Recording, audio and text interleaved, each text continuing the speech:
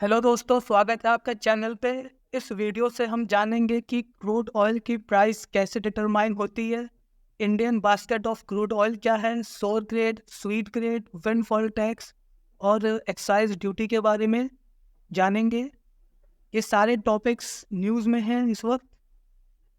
Video काफ़ी informative रहने वाली है, तो बने रहिएगा एंड तक। तो चलिए स्टार्ट करते हैं। अभी कुछ दिनों पहले यूक्रेन ने रशिया पर एक बड़ा अटैक किया। कई मायनों में ये अटैक बड़ा था। टारगेट वाइज देखा जाए तो यूक्रेन ने रशिया की टनिको ऑयल रिफाइनरी पर अटैक किया। ये रशिया की थर्ड लार्जेस्ट ऑयल रिफाइनरी है। और दूसरी बात ये कि ये अटैक यूक्रेन बॉर्डर से 1100 किलोमीटर दूर किया गया। सरप्राइजिंग बात है कि रशिया के पास वर्ल्ड के top class air defence systems हैं, जैसे S-300 और S-400। तब भी रशिया नाकाम हो गई इस अटैक को इंटरसेप्ट करने में। ये रही यूरोप की बात। उधर मिडिल ईस्ट में भी टेंशन्स हाई हैं। एक बार फिर इजराइल ने एक डेयरिंग कदम उठाया और सीरिया में ईरान के कॉन्सुलेट में जाके ईरान के एक हाई प्रोफाइल जनरल को मार गिराया, जिसके बाद ईरान ने धमकी दी कि वो इजराइल पर अटैक करेगा और उसने किया भी अटैक। तो आप देख सकते हैं कि इन सब वजह से अभी जियोपॉलिटिकल टेंशन्स बने हुए हैं और बढ़ते भी जा रहे हैं। और क्रूड ऑयल क्यों इम्पोर्टेंट है इंडिया के लिए? इंडिया एक डेवलपिंग नेशन है और इंडिया को 2047 तक डेवलप्ड नेशन भी बनना है। और आए दिन कोई ना कोई रिपोर्ट्स तो ये बताती रहती है कि इंडिया वर्ल्ड की फास्टेस्ट ग्रोइंग इकोनॉमीज़ में शामिल है। इसलिए India second largest crude oil importer है, चाइना नंबर 1 पे है और India third largest oil consumer country है। यूएसए नंबर 1 पे है और चाइना नंबर 2 पे है। मगर एक ड्रॉबैक भी है, और इंडिया अपनी रिक्वायरमेंट का 85% इम्पोर्ट करता है। इसलिए जब भी क्रूड ऑयल की प्राइसेस में उछाल आता है तो उसका सीधा और बड़ा असर इंडिया पर पड़ता है। इस ज़्यादा इंपोर्ट से गवर्नमेंट का इंपोर्ट बिल भी बढ़ा रहता है, करंट अकाउंट डेफिसिट पॉजिटिव रहता है। कच्चे तेल के इंपोर्ट को कम करने के लिए सरकार इथेनॉल ब्लेंडिंग और रेन्यूएबल एनर्जी पर ज़्यादा फोकस भी कर रही है। अब ये facts prelims point of view से भी इम्पोर्टेंट है। यूपीएससी ने 2023 के प्रीलिम्स में क्वेश्चन पूछा था कि इंडिया और चाइना में किसके पास एरोबल लैंड ज़्यादा है, तो उसका राइट आंसर इंडिया था। इंडिया का 50% एरिया एरोबल है, वहीं चाइना का सिर्फ 11% एरिया एरोबल है। उसी क्वेश्चन का एक और पार्ट था कि इरिगेटेड एरिया किसका ज़्यादा है इंडिया और चाइना में, तो उसका राइट आंसर भी इंडिया था। इंडिया अपने 45% एरेबल लैंड को इरिगेट करता है, वहीं चाइना अपने 40% एरेबल लैंड को इरिगेट करता है। हालांकि एग्रीकल्चरल प्रोडक्टिविटी में चाइना इंडिया से आगे है। तो ये फैक्ट्स हैं और इन फैक्ट्स को हम याद रखेंगे।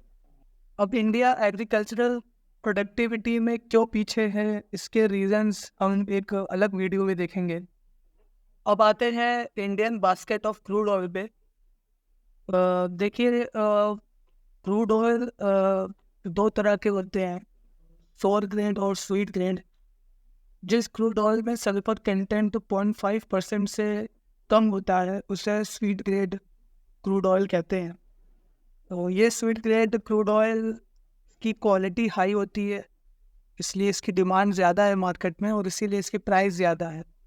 लेकिन इसका एक ड्रॉबैक है स्वीट ग्रेड क्रूड ऑयल का, कि जब इसे रिफ़ाइन करते हैं तो जो हमें बाई प्रोडक्ट्स हैं इनकी हमें कम मात्रा मिलती है।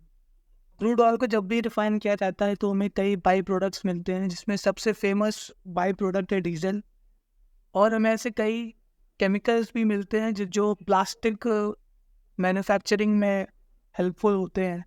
तो स्वीट ग्रेड को जब भी रिफाइन किया जाता है तो हमें बाई प्रोडक्ट्स की मात्रा काफ़ी कम मिलती है। वहीं सोर ग्रेड को जब हम रिफाइन करते हैं तो बाई प्रोडक्ट्स की मात्रा हमें ज़्यादा मिलती है, मगर सोर ग्रेड में सल्फ़र कंटेंट 0.5% से ज़्यादा होता है। इसकी क्वालिटी भी लो होती है और इसलिए जो इसकी प्राइस है वो भी कम है।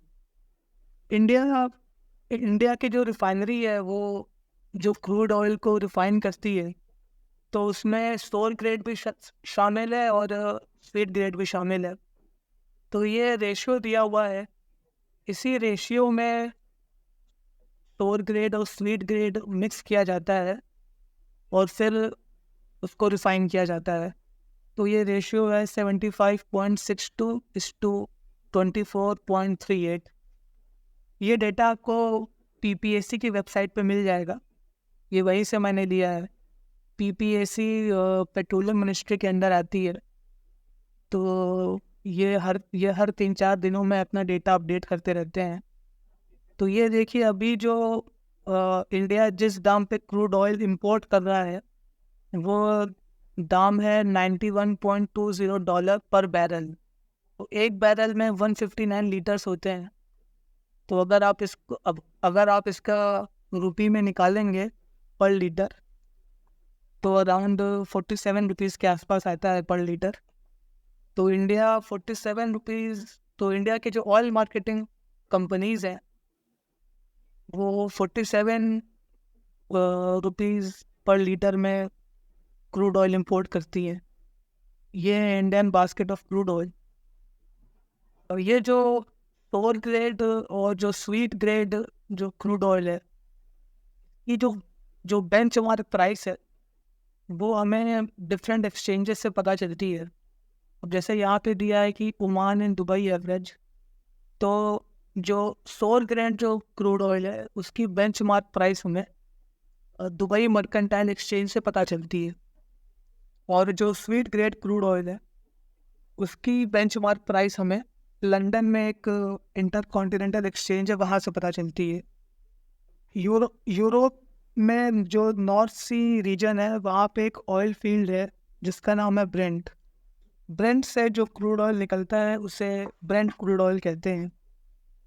तो ये स्वीट क्रूड ऑयल है और इसी की जो बेंचमार्क प्राइस है वो हमें लंदन वाले एक्सचेंज से पता चलती है।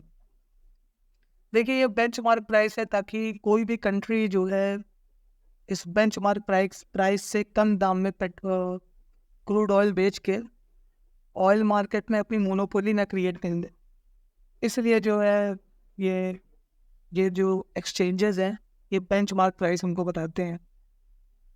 आज के समय पर रशिया यही कर रहा है, वो बेंचमार्क प्राइस से कम दाम पे अपना क्रूड ऑयल बेच रहा है। और इंडिया रशिया से जो क्रूड ऑयल इंपोर्ट कर रही है वो ज़्यादातर सोर ग्रेड क्रूड ऑयल ही इंपोर्ट कर रही है। अब पेट्रोल पे कई टैक्सेस लगते हैं, कई चार्जेस लगते हैं, जिसके कारण पेट्रोल का दाम काफ़ी इंक्रीज हो जाता है। सबसे पहले ये बेस प्राइस है। इस बेस प्राइस में शामिल है क्रूड ऑयल की इंपोर्ट प्राइस, जो कि हमने देखा इस वक्त तो 47 रुपीज़ के आसपास है। और साथ में रिफाइनरी का कॉस्ट, जो क्रूड ऑयल को रिफाइन करते हैं उसका कॉस्ट। तो अभी क्रूड ऑयल को रिफाइन करने का कॉस्ट अराउंड 8 से 10 रुपये है पर लीटर। इन दोनों को जोड़ लिया जाए तो जो है जो बेस प्राइस है पेट्रोल की वो 55 रुपीज़ के आसपास है। फिर फीड चार्जेस लगते हैं। ये जो रिफाइनरीज है, रिफाइनरीज को ऑयल मार्केटिंग कंपनीज भी कहते हैं। जो OMCs हैं, ऑयल मार्केटिंग कंपनीज, ये पेट्रोल पंप तक के जो पेट्रोल पहुंचाती हैं पाइप के माध्यम से पहुंचाती हैं, टैंकर्स के माध्यम से पहुंचाती हैं, तो उसमें फ्री चार्जेस ऐड हो जाता है। फिर एक आता है डीलर कमीशन, जो इस वक्त 3.81 रुपीज़ है। तो ये डीलर कमीशन जो है, जैसे फॉर एग्जांपल BPCL है। BPCL एक ऑयल मार्केटिंग कंपनी है। तो BPCL जो है पेट्रोल पंप को जो है डीलर कमीशन देता है। ताकि वो पेट्रोल पंप BPCL का पेट्रोल बेच सके। तो ये dealer commission central government decide करती है। ये जो रिफाइनरीज है वो तय नहीं करते हैं, ये सेंट्रल गवर्नमेंट डीलर कमीशन तय करती है। और ये इसलिए है ताकि कोई एक ऑयल मार्केटिंग कंपनी अपनी मोनोपोली ना बना ले इंडिया में, या कुछ ऑयल मार्केटिंग कंपनीज मिलके कार्टेल ना बना ले इंडिया में। इसीलिए जो है कहते हैं गवर्नमेंट का रेगुलेटरी रोल इम्पोर्टेंट है। फिर आता है एक्साइज ड्यूटी। जब भी इंडिया में कोई चीज़ मैन्युफैक्चर की जाती है या प्रोड्यूस की जाती है तब उस पर एक्साइज ड्यूटी लगता है। अभी आप कच्चे तेल से पेट्रोल बना रहे हैं रिफाइन करके, तो इसलिए सेंट्रल गवर्नमेंट जो है एक्साइज ड्यूटी लगा देती है उस पर। ये एक्साइज ड्यूटी कलेक्ट हमसे की जाती है, जो कंज्यूमर से हमसे कलेक्ट की जाती है। फिर पेट्रोल पंप वाले इस जो एक्साइज ड्यूटी को कलेक्ट करते हैं, ये इसको जो ऑयल मार्केटिंग कंपनीज हैं उनको दे देते हैं। फिर ऑयल मार्केटिंग कंपनीज ये एक्साइज ड्यूटी सेंट्रल गवर्नमेंट को देती है। टू बी प्रिसाइज ये जो है department of revenue, ministry of finance को दिया जाता है। फिर आता है वैट। वैट देखिए कॉन्स्टिट्यूशन ऑफ इंडिया का जो कॉन्स्टिट्यूशन ऑफ इंडिया में जो 7th शेड्यूल है उसमें जो स्टेट लिस्ट है उसके आधार पे जो स्टेट गवर्नमेंट है वो वैट चार्ज करती है।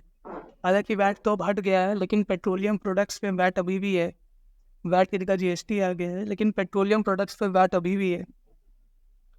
वो जब भी स्टेट में पेट्रोल का सेल या परचेज होता है तो राज्य सरकार उस पर वैट चार्ज कर लेती है। ये रैंकिंग है कंट्रीज़ की जहाँ से हम क्रूड ऑयल इंपोर्ट करते हैं। आप देखेंगे कि रशिया यूक्रेन वॉर से पहले हम सबसे ज़्यादा क्रूड ऑयल इराक से इंपोर्ट करते थे, फिर सऊदी अरेबिया, फिर UAE, फिर USA, और रशिया 9th नंबर पे था। वहाँ से हम सिर्फ 2% ऑयल ही इंपोर्ट करते थे। लेकिन जब से वॉर हुई है तब से रशिया काफ़ी कम दाम पे अपने क्रूड ऑयल बेच रहा है। बेंचमार्क प्राइस से नीचे दाम पे अपने क्रूड ऑयल बेच रहा है, जिस कारण वेस्टर्न वर्ल्ड ने उस पर कई सारी सैंक्शंस भी लगा दिए। मगर रशिया को इन सब बात से कोई फ़र्क नहीं पड़ा, और वो फिर भी अपने जो है क्रूड ऑयल कम दाम पे बेच रहा है और हम उसे बाय भी कर रहे हैं। तो अभी आप देखेंगे हम रशिया से नियरली 30% क्रूड ऑयल जो है इंपोर्ट कर रहे हैं। और उसके बाद की रैंकिंग वही है, इराक है, फिर सऊदी है, फिर UAE है, फिर USA है। अब आते हैं फैक्टर्स पे जो क्रूड ऑयल प्राइसेस को इम्पैक्ट करते हैं। जो ये 3 फैक्टर्स हैं, जियोपॉलिटिकल, इकोनॉमिक ग्रोथ और टेक्नोलॉजिकल डेवलपमेंट, ये हर इकोनॉमिक सिचुएशन को इम्पैक्ट करते हैं। तो जब भी आपको किसी इकोनॉमिक सिचुएशन को एनालाइज करना हो तो इन 3 फैक्टर्स का आप यूज़ कर सकते हैं। तो जियोपॉलिटिकल है, तो जब जियोपॉलिटिकल टेंशन हाई रहती है तो प्रोडक्शन पे इम्पैक्ट पड़ता है। फिर इकोनॉमिक ग्रोथ, जब भी इकोनॉमिक ग्रोथ हाई रहती है तो ऑयल की डिमांड हाई रहती है, जिस वजह से प्राइसेस इंक्रीज हो जाते हैं।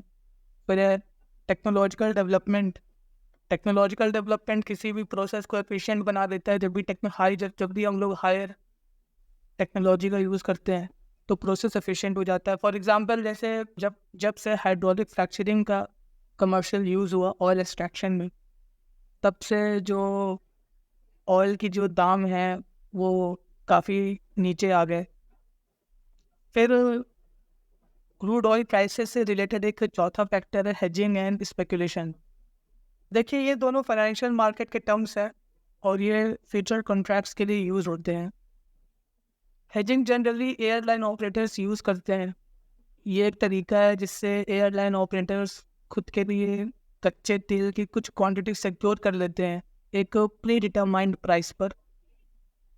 अब एयरलाइन ऑपरेटर्स को फ्यूल की ज़रूरत होती है फ्लाइट्स उड़ाने के लिए, और हेजिंग उनके लिए एक सिक्योर तरीका है। वही स्पेकुलेशन जो है, अगर इसको आसान भाषा में समझा जाए तो ये एक तरीके से प्रेडिक्शन है जिसमें लोग क्रूड ऑयल एक्चुअल में खरीदते या बेचते नहीं हैं, बल्कि ये प्रेडिक्ट करते हैं कि कच्चे तेल की प्राइसेस ऊपर जाएंगी या नीचे आएंगी, और ऐसा करके ये जो है पैसा बना लेते हैं। ये आसान भाषा में एक्सप्लेनेशन है, थोड़ा कॉम्प्लिकेटेड होता है एक्चुअल में। अब आते हैं इस वीडियो के आखिरी टॉपिक पे, जो कि है विंडफॉल टैक्स। इजी है ये। देखिए, नॉर्मली बिजनेस को कब प्रॉफिट होता है? जब वो कभी अपने स्ट्रेटजी में चेंजेस लाते हैं, चाहे मार्केटिंग स्ट्रेटजी हो गई या प्रोडक्शन स्ट्रेटजी हो गई, या जब कभी वो एक्सपैंड करते हैं। पहले वो एक छोटा एरिया कवर कर रहे थे, अब वो लार्जर एरिया कवर कर रहे हैं। लेकिन जब किसी भी बिजनेस के प्रॉफिट में एक सडन राइज होता है, और ये राइज किसी अनएक्सपेक्टेड इवेंट या रेयर इवेंट के कारण होता है, जिसका बिजनेस से दूर दूर तक कोई लेना देना नहीं है, तो ऐसे केसेस में गवर्नमेंट विंडफॉल टैक्स लगा देती है, विंडफॉल गेन्स टैक्स लगा देती है। इसका रीसेंट एग्जांपल है, जैसे जो ऑयल एंड गैस इंडस्ट्रीज हैं, इनके प्रॉफिट्स में सडन राइज हुआ due to Russia Ukraine war. तो taxes on increase in profit जो है उसे विंडफॉल टैक्स कहते हैं। और जो विंडफॉल टैक्स है वो हमेशा एक्सेस प्रॉफिट पे लगता है। ऐसे सपोज फॉर एग्जांपल कोई कंपनी है जिसके हर साल का मुनाफा 5 करोड़ है। 5 करोड़ इसका हर साल का मुनाफा है। उस कंपनी की 5 फैक्ट्रीज हैं और उन 5 फैक्ट्रीज से उसे 5 करोड़ का मुनाफा हो रहा है। फिर सडनली कोई एक ऐसा इवेंट होता है, अनएक्सपेक्टेड इवेंट होता है, जिसके कारण कंपनी का जो मुनाफा है वो 5 करोड़ से इंक्रीज होकर 25 करोड़ हो जाता है। तो गवर्नमेंट जो है उस बढ़े हुए मुनाफे पर, जो कि है 20 करोड़ रुपए, उस बढ़े हुए मुनाफे पर जो है विंडफॉल टैक्स लगाएगी।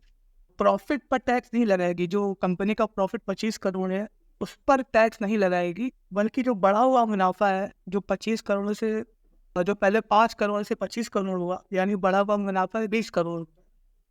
तो इस 20 करोड़ पे जो है वो गवर्नमेंट विंडफॉल टैक्स लगाएगी।